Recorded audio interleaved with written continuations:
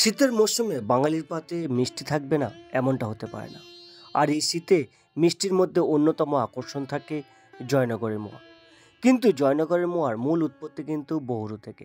তাই এই ছোট্ট ব্লগে আমি তোমাদের বহুরুর একটি প্রসিদ্ধ মিষ্টান্ন ভাণ্ডার রামকৃষ্ণ মিষ্টান্ন ভাণ্ডারে কিভাবে মোয়া প্যাকেজিং হয় এবং মোয়া কিভাবে তৈরি হয় সেটাই তুলে ধরবো। মূলত এখানে মেয়েরা অর্থাৎ মহিলা কর্মীরা মোয়া তৈরি করে, সেটাই এই ব্লগে তোমাদেরকে দেখাবো। সম্পূর্ণ ব্লগটা দেখো, আর ভালো লাগলে বহুরুর এই মোয়া ব্লগ তৈরি করার ব্লগটাকে শেয়ার করে দিও।